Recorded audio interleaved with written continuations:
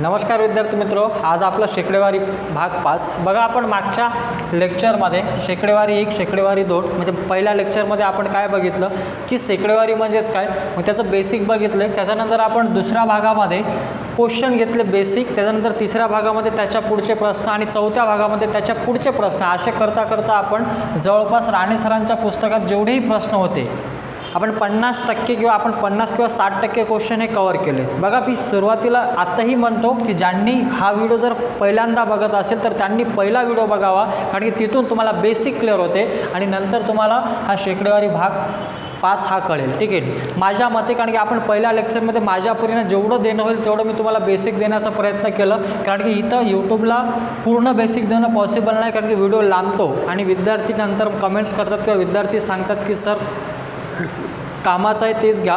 ठीक आहे, आणि मी असं गृहीत धरून शिकवत आहे इथं की तुम्हाला बेसिक येते. बघा, मी पुन्हा तुम्हाला इंट्रोडक्शन म्हणून देऊन देतो किंवा इंट्रोडक्शन म्हणून सांगतो आहे की तुम्हाला जर खरोखर बेसिक ते ॲडव्हान्स शिकायचं असेल तर माझी तुम्ही पेड बॅच जॉईन करू शकता.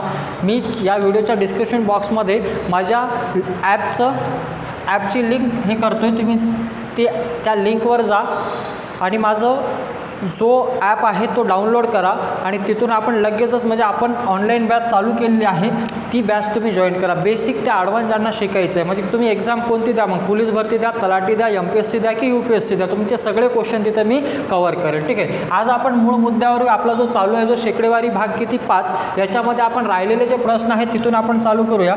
बघा, पेज क्रमांक 178 वरचे आपले प्रश्न झाले होते. आज आपलं पेज क्रमांक 179 वरचे जेवढेही प्रश्न आहेत तेवढे आपण कवर करू. बघा, पेज क्रमांक 179 वरचे आपण प्रश्न आता चालू करूया की काय सांगते प्रश्न. ठीक आहे, लहान प्रश्न असेल तर मी काय करतोय हातानंच लिहितोय आणि जर लेंदी प्रश्न असेल तर तुम्हाला स्क्रीनवर प्रश्न दिसत असेल. आणि माझी विनंती आहे तुम्हाला की जेव्हाही तुम्ही व्हिडिओ बघत असेल तर एक प्रॉपर नोट्स करा, कारण की आपण राणे सरांचं पूर्ण सिरीज इथं पूर्ण करणार आहे.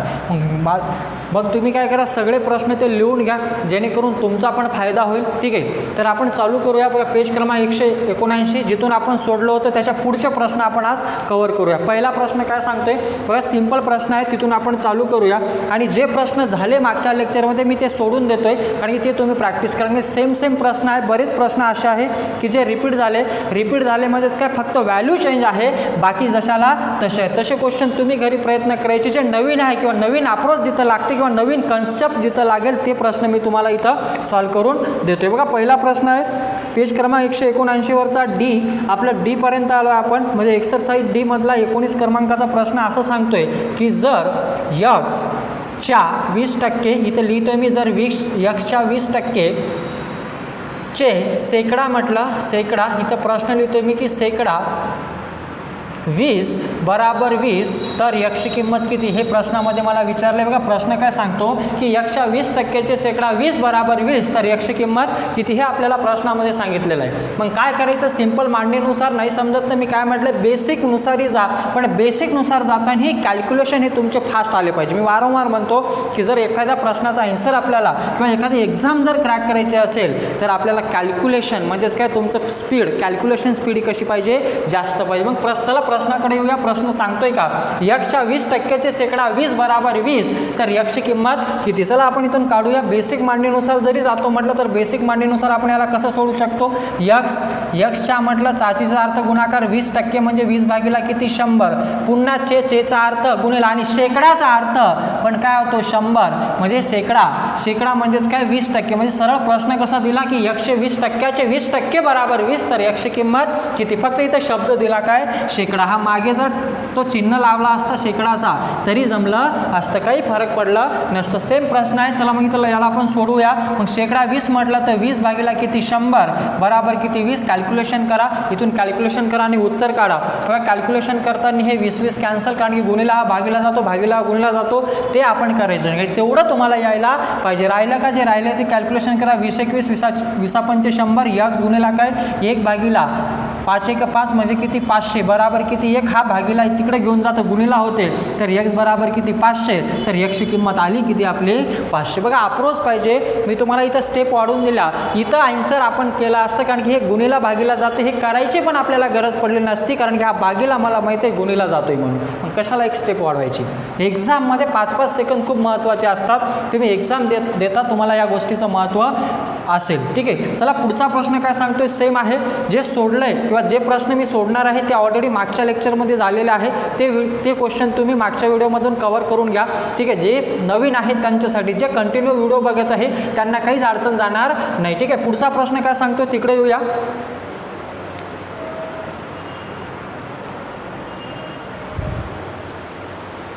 बघा पुढचा प्रश्न आहे, तिकडे येऊ. हे समजलं असेल तुम्हाला की प्रश्न सांगतोय का.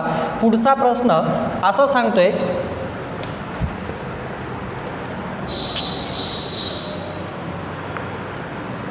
बघा तर पुढच्या प्रश्नामध्ये असं म्हटलं की 25%, ठीक आहे, फक्त सिम्पली लिहून घ्यायचं. 25% म्हटलं तर 25% 1/4% बराबर किती, हे क्वेश्चन मार्क दिलं आहे. ठीक आहे, सिंपल प्रश्न आहे. बघा टक्के दिले, घाबरायचं काहीच कारण नाही. प्रश्नामध्ये म्हटलं आहे काय ते बघा. काय म्हटलं, 25% 1/4% बराबर किती. सिंपल मांडा नाही समजत आपल्याला तर आपण सिम्पली जर मांडतो म्हटलं तर 25% म्हणजे भागीला किती 100 गुणिला 1/4% म्हणजेच काय 1/100. याचं कॅल्क्युलेशन करा. ठीक आहे, कॅल्क्युलेशन करून उत्तर काढा. बघा 25 × 25 25 100, तर उत्तर आलं काय तुमचं 1/16 गुणिला काय 100. आता ऑप्शनमध्ये कसं दिलं त्यानुसार जा. ऑप्शनमध्ये काय दिलं आहे बघा 1/16, कारण की 4 × 16 आणि 1/100 100 म्हणजे 10चा वर्ग.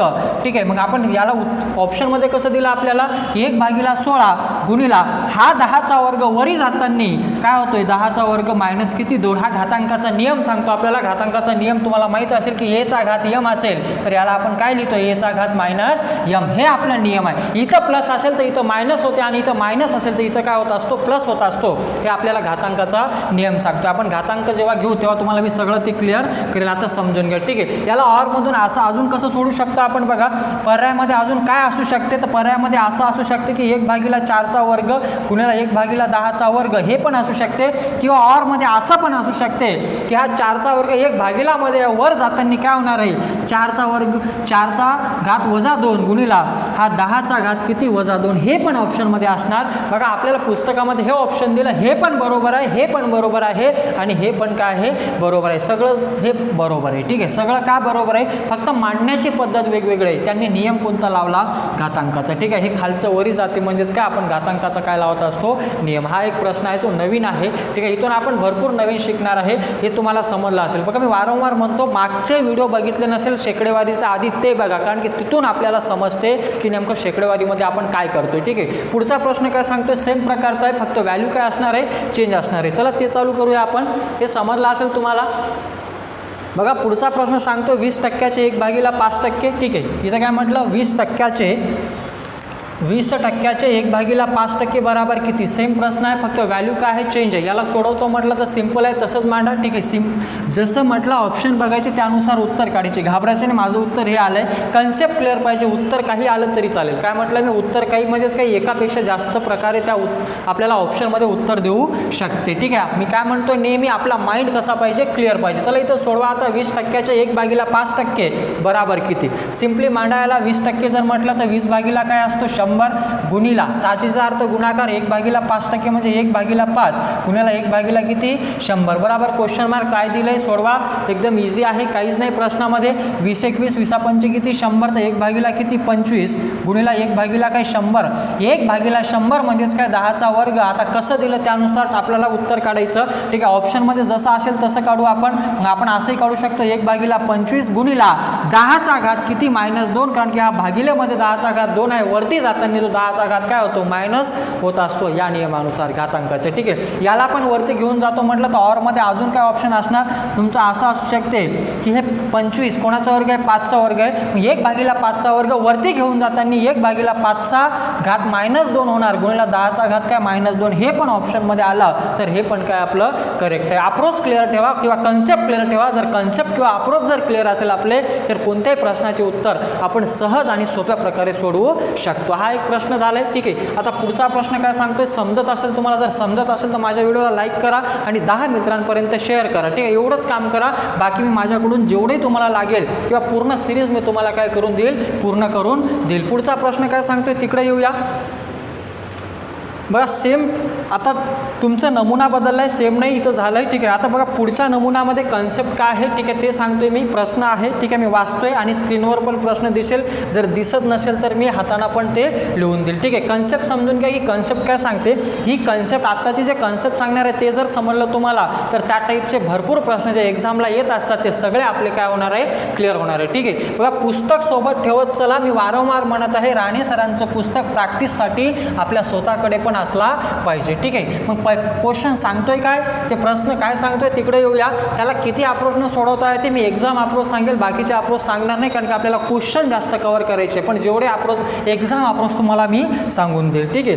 बघा प्रश्न काय सांगतोय, जर एचे मासिक वेतन बीच्या मासिक वेतनाच्या 10% जास्त आहे, ठीक आहे. कोणाचं वेतन मी शॉर्टकटमध्ये लिहितो की एचे मासिक वेतन बीच्या, ठीक आहे, 10% कसं आहे, बीच्या वेतनापेक्षा 10% कसं आहे, जास्त आहे. तर प्रश्नामध्ये मला काय म्हटलं, तर बीचे मासिक वेतन एच्या मासिक वेतनाच्या किती टक्के कमी आहे. बघा इथून कन्सेप्ट कसे, आपल्याला बेसिक कसं शिकवलं जातं किंवा फॉर्म्युला कसा आहे, ठीक आहे. तर फॉर्म्युला असा आहे याचा, ठीक आहे. पहिले सूत्रानुसार सांगतो की तुम्ही कसे शिकले आधी या, आणि मी जे कन्सेप्ट सांगणार आहे ते तुम्ही याच्या आधी शिकले की नाही मला माहीत नाही. जर शिकले असेल तर फारच चांगलं, नाही शिकले असेल तर त्याच्यापेक्षा चांगलं की आपण याला किती इझिली उडू शकतो. मला जर म्हटलं तर मी याला ओरली काढतो, ठीक आहे ना. ओरली म्हणजे काय, क्वेश्चन पाहिल्या याचं उत्तर निघते, कसं निघते आपण सगळं डिस्कस करूया. हा क्वेश्चन जर समजला तुम्हाला मी कोणत्या पद्धतीनं सांगतोय तर तुम्ही या टाईपचे जेवढे प्रश्न असणार आहे ते सहज आणि सोप्या प्रकारे सॉल्व्ह करणार आहे, ठीक आहे. चला याला आपण घेऊया. एचे मासिक वेतन बीच्या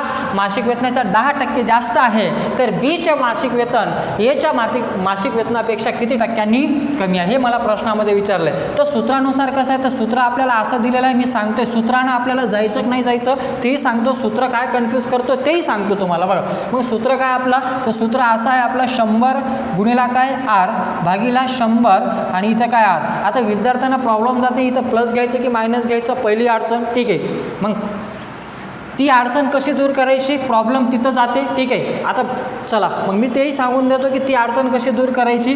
जर पहिल्या विधानामध्ये म्हणजे जिथं प्रश्नाच्या पहिल्या विधानामध्ये पहिल्या स्टेटमेंटमध्ये जर जास्त असेल तर इथं काय घ्यायचं प्लस, आणि जर पहिल्या विधानामध्ये जर इथं कमी असेल तर इथं काय घ्यायचं मायनस, जर सूत्रानुसार जात असेल तर, ठीक आहे ना. आपल्याला असं जायचं नाही, फक्त मी सांगत आहे की बेसिक अप्रोच काय. तर सूत्रानुसार आपण असं जाऊ, म्हणजे 100 गुणिला काय आर, आर म्हणजेच किती 10, रेट किती आहे 10, तर 100 अधिक 10 तर किती 110, कॅल्क्युलेशन करा, 0 0 कटला, 100 भागीला 11, तर 11 9 99 उरला 1, तर 9.1 किती 9.1% बीचा पगार एपेक्षा कसा असणार आहे, कमी असणार आहे. सूत्र मेथड आहे. पण प्रॉब्लेम कुठं जाते आपल्याला, जेव्हाही एक्झाममध्ये येते तर एक्झाममध्ये आपल्याला सूत्र आठवत नसतात, ठीक आहे. सूत्र आठवत नाही, इथं कळत नाही प्लस घ्यायचं की मायनस घ्या, ऑप्शनमध्ये दोन्ही असते, प्लसवालाही असते आणि मायनसवालाही असते. मग आपल्याला तिथं अडचण जाते की नेमकं सोडवायचं की कसं, आणि तिथं आपला वेळ जातो 1-2 मिनटं जाते. म्हणजे 1-2 मिनटं जर गेले तर आपले 1-2 प्रश्न कमी सोडवणे झाले, तिथंच आपण त्या स्पर्धेमधून मागे आलो, ठीक आहे ना. सरळ बोलतोय मी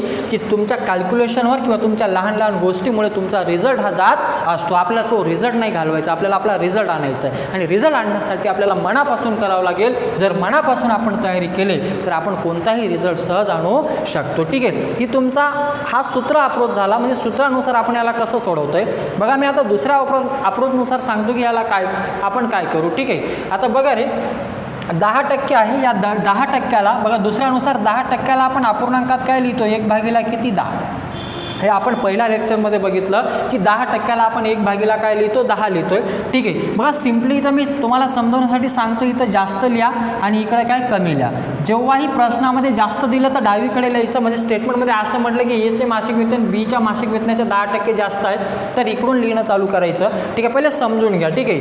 आणि कमी जर म्हटलं पहिल्या विधानामध्ये तर उजवीकडे लिहायचं. आता 10% जास्त आहे तर त्या कोणत्या फॉर्ममध्ये लिहायचं, x भागीला काय y, x हा अंश आणि y हा काय रे छेद, आणि कमी करताना x भागीला काय x प्लस काय y. आता समजून घ्या ही कन्सेप्ट काय, ठीक आहे. बघा एक व्हॅल्यू जर जास्त असेल म्हणजे एक किंमत जर जास्त असेल तर दुसरी किंमत साहजिक आहे काय असणार आहे, कमी असणार आहे, ठीक आहे. एक किंमत वाढली तर दुसरी काय असणार आहे, कमी, ठीक आहे. तर याला हे वैदिक मॅथचा भाग आहे, आपल्याला तेवढं शिकायचं नाही, जेवढं आपल्याला इथून कामाचं आहे तेवढं मी तुम्हाला सांगत आहे, ठीक आहे. चला 10% लिहिलं मी, जास्तकडे होतं म्हणून लिहिलं आहे. ही किंमत झाली तुमची x, ही किंमत कोणाची झाली y ची, ठीक आहे. मला काय विचारलं प्रश्नामध्ये की किती टक्क्यांनी कमी आहे, तर सरळ याच्यामध्ये ठेवा एक्सची किंमत किती आहे 1 आहे आणि एक्स भागीला एक्स प्लस वाय किती आहे एक्स 1 आहे आणि वाय किती आहे 10 आहे, तर 10 आणि 11 तर 1/11 गुणिले किती 100, तर आपलं उत्तर झालं ना किती येणार माझं 1 भागीला 11 गुणिले 100, तर आपलं उत्तर किती येणार आहे इथं 11 9 99 उरला किती 1, तर 1 भागीला काय 9.1 भागीला किती 11%. ठीक आहे ना. बघा जास्त असेल तर इकडून लिहायचं जास्त आणि प्रश्नामध्ये विचारलं मला कमी, तर कमी किती टक्क्यांनी कमी आहे 9.1 11% कमी आहे. किती प्रश्न आपण सोडू शकतो इथं 20% असेल 30% असेल की 50% असेल तरी आपण उत्तर काढू शकतो. ठीक आहे. फक्त जास्त असेल तर इकडून लिहायचं म्हणजे इकडून सोडवून इकडं घेऊन जायचं आणि कमी असेल तर इकडून इकडं. बघा पुढचा प्रश्न घेतोय ते पुस्तकात आहे की नाही पण कन्सेप्ट सांगतोय. समजा हाच क्वेश्चन जर असा म्हटला असता मला की अचे मासिक वेतन बीच्या मासिक वेतनाच्या 20% कसं आहे जास्त आहे, जर काय म्हटलं असतं 20% जास्त आहे तर बीचे मासिक वेतन ए पेक्षा किती टक्क्यांनी कमी आहे, तर मी काय केलं असतं 20%ला अपूर्णांकात काय लिहिलं असतं मी 20%ला अपूर्णांकात 1/5 लिहिलं असतं. मग 1/5 ने जास्त म्हणजे किती ना कमी 1/6 ने कमी 1/6 ने कमी म्हणजे किती टक्क्यांनी कमी, तर 16.23% कमी झाला आपला आन्सर. काय केलंय मी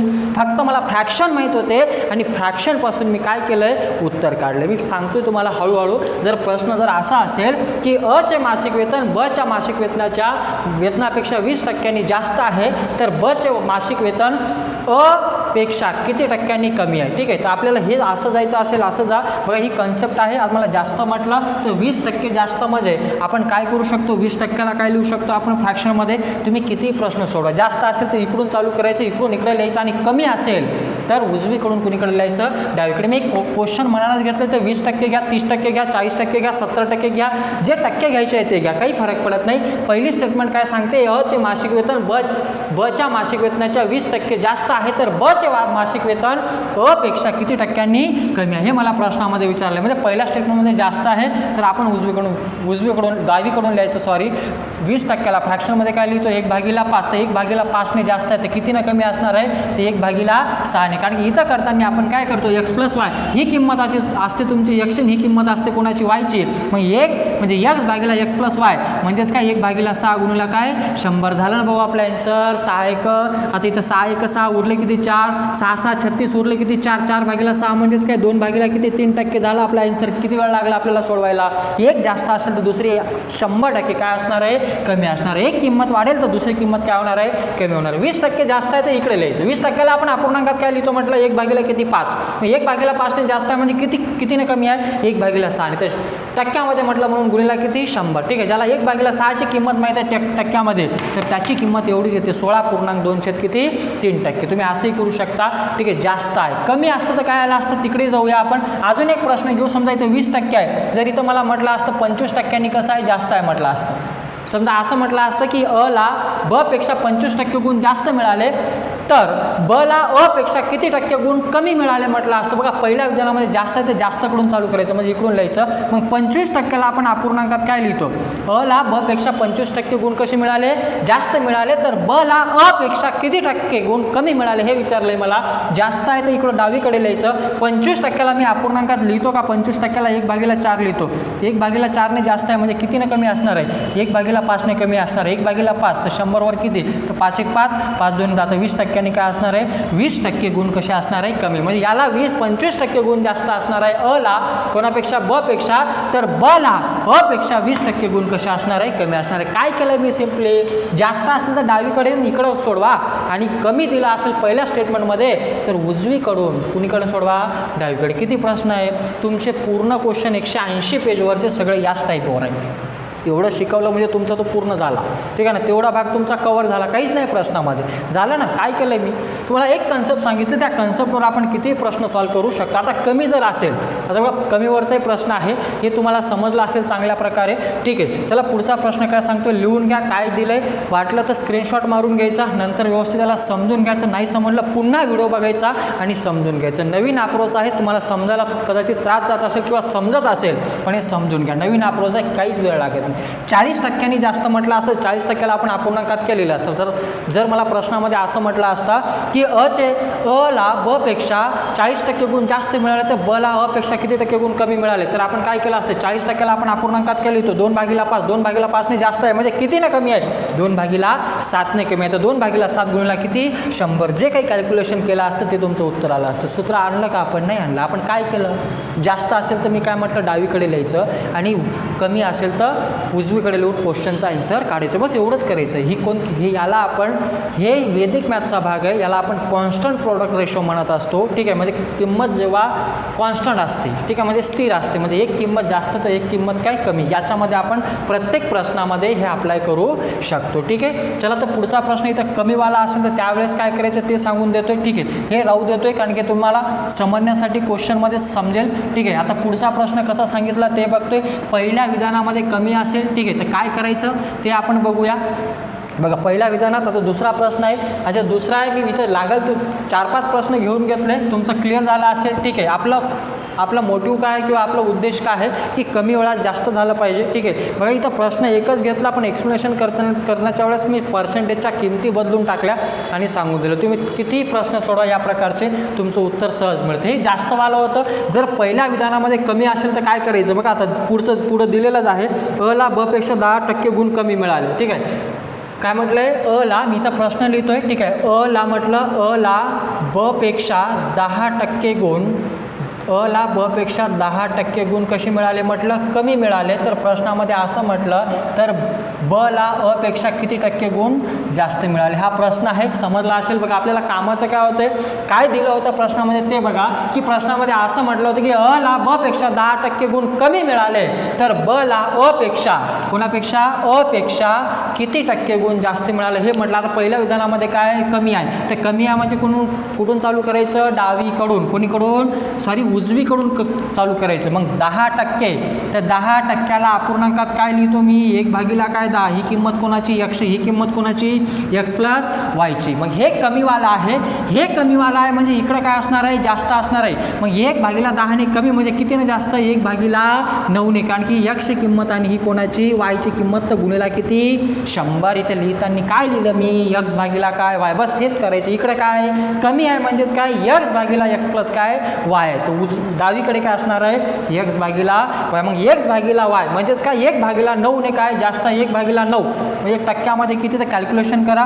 9 उरला किती 1 तर 1/9 म्हणजे 11.109% कसे असणार जास्त असणार काय गुण कोणाला बला. प्रश्नामध्ये काय म्हटलं होतं कमी म्हटलं तर उजवीकडून लिहिलं, डावीकडे उत्तर काढला. जास्त म्हटलं तर डावीकडे लिहायचं आणि उजवीकडचं उत्तर काढायचा. फक्त मांडायला वेळ जाते, याला मी तुला एक्सप्लेन करण्यासाठी मला वेळ जात आहे. एक्झामला याला आपण पहिल्या सोडू शकतो. ठीक आहे ना. 20% कमी म्हटलं असतं, 20% कमी म्हणजेच काय, जर याच प्रश्नामध्ये असं म्हटलं असतं की अ ला ब पेक्षा 20% गुण कमी मिळाले, प्रश्नामध्ये असं म्हटलं असतं की अ ला ब पेक्षा 20% गुण कमी मिळाले तर ब ला अ पेक्षा किती टक्के गुण जास्त मिळाले. सेम कन्सेप्ट आहे, तसंच करायचं. इथं 10%चं 20% असेल तर काय पहिल्या विधानामध्ये मला काय म्हटलं 20% कमी आहे. मग 20% कमी आहे म्हणजे 20%ला आपण अपूर्णांकात काय लिहितो. आता कमी आहे म्हणजे कुणीकडे लिहायचं उजवीकडे समजण्यासाठी आपल्याला. 20%ला आपण अपूर्णांकात काय लिहितो तर 20%ला अपूर्णांकात आपण 1/5 लिहितो. 1/5 ने कमी आहे म्हणजे कितीनं जास्त असणार 1/4 ने.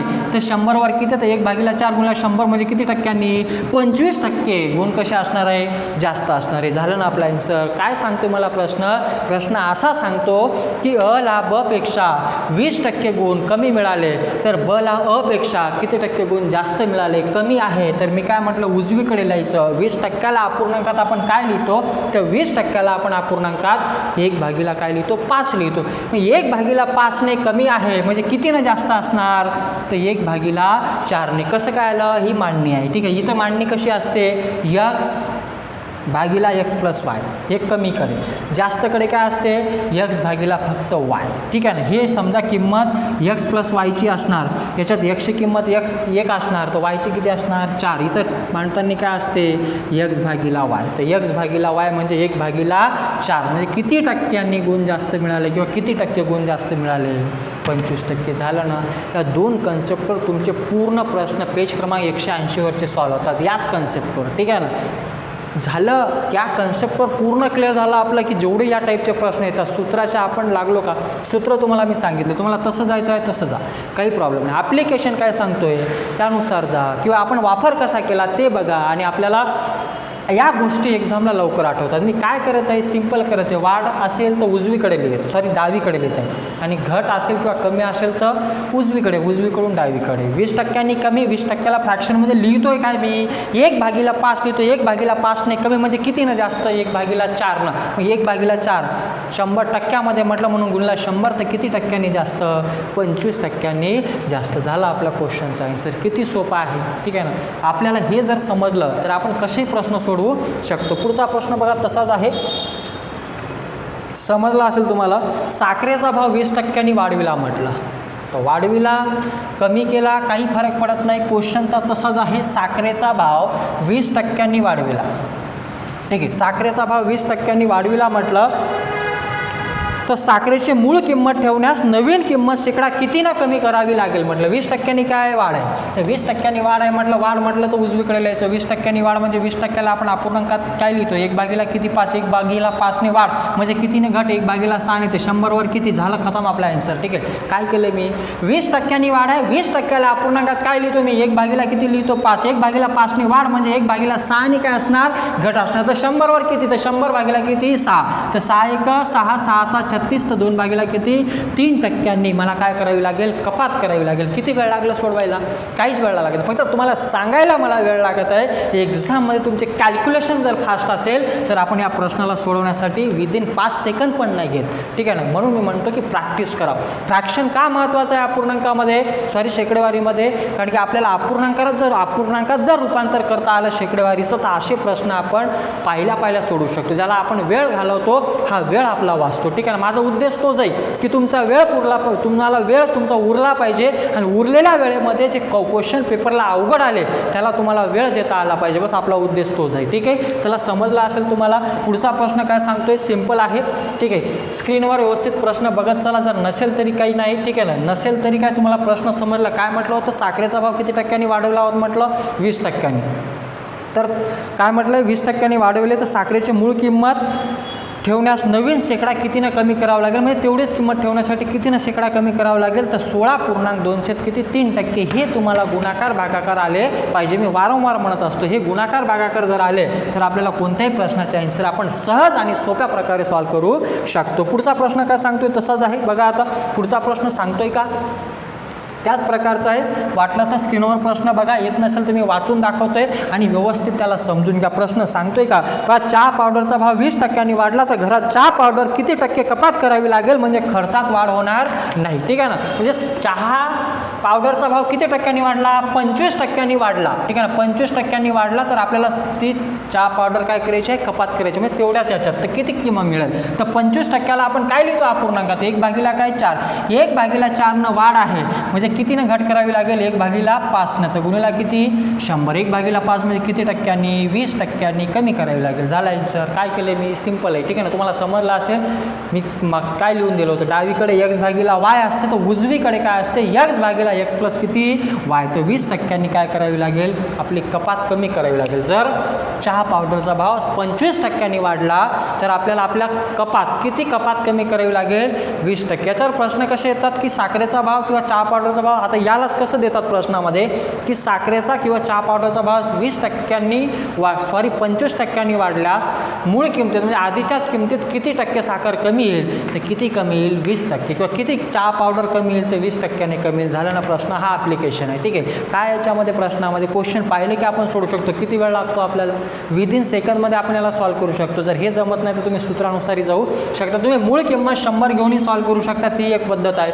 तुम्ही तुलना करूनही काढू शकता, ती एक पद्धत आहे. पद्धत भरपूर आहे, पण आपल्याला एक्झामला कोणती बेटर आहे ते तुम्ही ठरवा, ठीक आहे ना. बाकीच्या पद्धती तुम्हाला येत असेल. मी नवीन अप्रोच सांगण्याचा प्रयत्न केला. कदाचित तुमच्यासाठी नवीन असेल तर माझ्या व्हिडिओला लाईक करा आणि मित्रांपर्यंत शेअर करा, ठीक आहे. जेणेकरून मला पण आनंद मिळेल की बरेच विद्यार्थी ज्यांना खरोखर गरज होती तिथपर्यंत माझे व्हिडिओ पोहोचत आहे, ठीक आहे. पुढचा प्रश्न काय सांगतो तिकडे येऊया.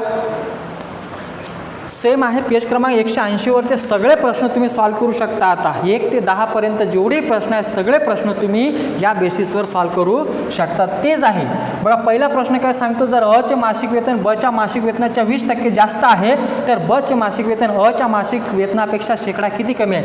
10% जास्त आहे, 10%ला आपण अपूर्णांकात काय लिहितो भाऊ, 1/10 ने जास्त आहे म्हणजे कितीला कमी आहे, 1/11 ने कमी आहे. 1/11 ची किंमत काय आहे शेकडेवारीमध्ये, 9.1/9%. खतम झालं.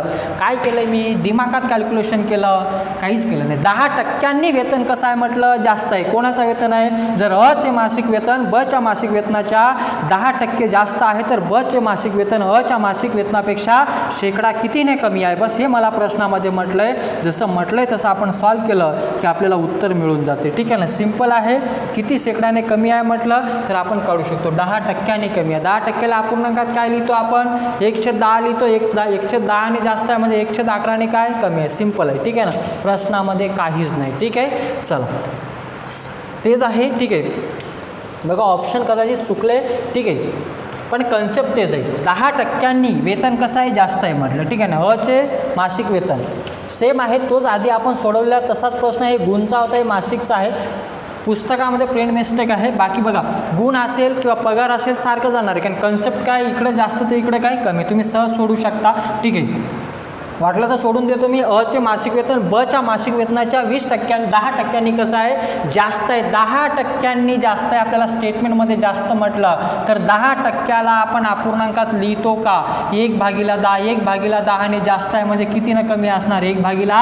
आणि हे 1/11 कसाला नाही समजलं तर 10%ला 1/10 लिहितो. तर इथं लिहिताना 10 ने किती 11 आहे, तर 1/11 गुणिला किती 100, तर 11 9 99 उरला किती 1 किती 11, तर 9.111% काय असणार आहे, कमी असणार आहे. झालं आपला आन्सर. ठीक आहे, पूर्ण प्रश्न तुम्ही या आधारित सगळे सोडू शकता पेज क्रमांक 180 वरती. झाले ना, मला जे शिकवायचं होतं आज झालं माझं. ठीक आहे ना, का, कारण मला फक्त तुम्हाला कन्सेप्ट सांगायची होती की आपण कोणत्या कन्सेप्टनं त्या प्रश्नाचे आन्सर काढू शकतो. सगळे प्रश्न त्याच टाईपचे आहे. ठीक आहे ना, आणि तुम्ही सहज सोडू शकता, काहीच नाही तसेच प्रश्न आहे. बघा सगळे प्रश्न त्याच प्रकारचे. कमी असेल तर उजवीकडे लिहा, उजवीकडून डावीकडे सोडवा. जास्त असेल तर डावीकडून उजवीकडे सोडवा. तेच ते प्रश्न आहे, बाकी काहीच नाही. बघा दुसरा प्रश्न आहे, अ ला ब पेक्षा 15% गुण जास्त मिळाले तर ब ला अ पेक्षा शेकडा किती टक्के गुण कमी मिळाले. 15% म्हणजेच काय 2/5.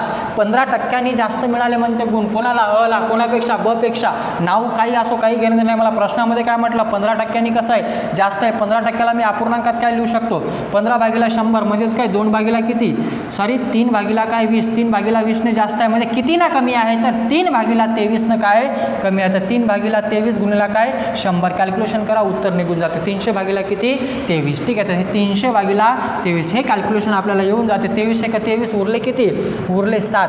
23 किती 69 उरला किती 1/23% म्हणजे 13.1/23% गुण कशी मिळाले असेल, कमी मिळाले असेल. झालं ना कॅल्क्युलेशन आले पाहिजे. आणि आपण मांडणी काय करतो, जास्त होतं म्हणून आपण डावीकडे मांडणी केली.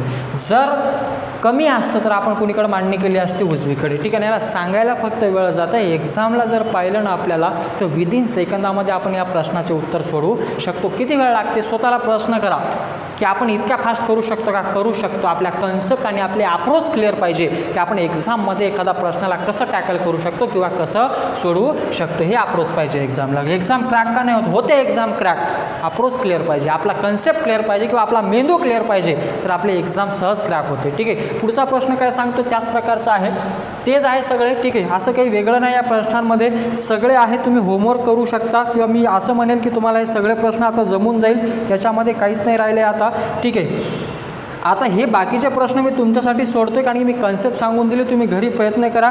एक प्रश्न मी घेतोय. ठीक आहे ना, बघा सेम तसंच आहे. 6 नंबरचा म्हणा, 7 नंबरचा म्हणा की कोणतेही म्हणा, सगळं सारखेच आहे. बघा तांदळाचा भाव शेकडा 60ने वाढविला. तांदळाचा भाव शेकडा कितीनं वाढविला, 60% वाढविला. ठीक आहे, तांदळाचा भाव वाढविला म्हटलं तर तांदळाचा भाव 60% वाढविला. तर मूळ किंमत ठेवल्यास तांदळाची नवीन किंमत शेकडा कितीने कमी करावी लागेल. सेम प्रश्न आहे. 60%नी वाढलं 60%ला अपूर्णांकात काय लिहितो आपण, तेवढं आपल्याला आलं, तेवढ्यानी वाढलं म्हणजे कितीनं कमी झालं, तर 60% म्हणजेच काय 60/100 म्हणजेच काय 20 × 60 20 किती 5. 3 भागीला म्हणजे 60% आपण अपूर्णांकात केली तो 3 भागीला 5ने वाढ आहे म्हणजे किती ना कमी आहे तर 3 भागीला 8ने कमी आहे. 3 भागीला 8 गुणिला किती 100 तर किती येते 37 पॉईंट किती रे 37.5% काय करावं लागेल कमी करावं लागेल किंवा कपात करावी लागेल. झालं नाही आन्सर. किती वेळ लागते ठीक आहे. आपण अप्रोच बघा एक्झाममध्ये कसं सोडवायचं हे बघा ठीक आहे. बाकीचे क्वेश्चन तुम्ही सोडवू शकता ठीक आहे कारण की यात मी कन्सेप्ट सांगून दिली. बाकीचे प्रश्न तुमचे होमवर्क आहे ठीक आहे ना तुम्ही हे करू शकता. मी अप्रोच काय म्हटलं त्या अप्रोचनुसार जा आणि तुम्हाला ते सगळं समजून जाईल. वाटलं तर अजून एखादा प्रश्न घेऊन घेतो मी. चला एक घेऊन घेतो. बाकीचे तुमच्यासाठी मी होमवर्क करून देतो होमवर्क म्हणून ठेवून देतो ठीक आहे. सिंपल प्रश्न आहे त्याच कन्सेप्टवर आहे. चला एक प्रश्न लिहून घेतोय. वाटलं तर साखरेची किंमत 25% वाढवली तर साखरेची नवीन किंमत कितीने कमी करावी म्हणजे पुन्हा मूळ किंमतीला साखर मिळेल ठीक आहे. तेच म्हटलं आहे आपल्याला सिंपल आहे काहीच नाही प्रश्नामध्ये तसंच आहे. साखरेची किंमत 50ने काय केली वाढविले 50ने वाढविली म्हटलं तर 50 लिहा इथं 50% वाढविले किंवा वाढविला तर 50%ला आपण अपूर्णांकात काय लिहितो 50% म्हणजेच काय 50% म्हणजे 1/2 1/2ने वाढली म्हणजे कितीने कमी झाली 1/3ने कमी झाली 1/3ने म्हणजेच काय 33.1/3% काय झाली कमी झाली. झाला नाही आन्सर. किती वेळ लागला आपल्याला फ्रॅक्शन माहीत असेल तर आपण उत्तर सहज काढू शकतो. किती वेळ लागत आहे आपल्याला माइंडमध्ये कॅल्क्युलेशन करा. 50%ला अपूर्णांकात लिहितो का 1/2 हे त्याच लोकांना कळते ज्यांचे बेसिक किंवा पहिला व्हिडिओ बघितला असेल त्याच लोकांना ठीक आहे ना. जे डायरेक्ट या व्हिडिओकडे आले असेल त्यांना समजायला अडचण जात असेल कदाचित. मी वारंवार म्हणतो की पहिला व्हिडिओ बघत चला त्याच्यामध्ये मी माझ्याकडून जेवढं होईल तेवढं बेसिक कव्हर करण्याचा काय केला प्रयत्न केला. झाला आपला आन्सर. असे भरपूर प्रश्न आहेत ते तुम्ही सहज सॉल्व करू शकता. राहिलेले प्रश्न तुमचं होमवर्क आहे पेज क्रमांक 180 वरचे बाकीचे तुम्ही सोडवण्याचा प्रयत्न करा. आपण लगेचच नवीन व्हिडिओ घेऊया. हा व्हिडिओ तुम्हाला कसा वाटला मला कमेंट करा. माझ्या चॅनलला लाईक करा. माझ्या चॅनलला सबस्क्राईब करा आणि मित्रांपर्यंत शेअर करायला विसरू नका. तुमच्या एका शेअरमुळे बाकी विद्यार्थ्यांचा फायदा होतो ठीक आहे. थांबतोय. जय हिंद.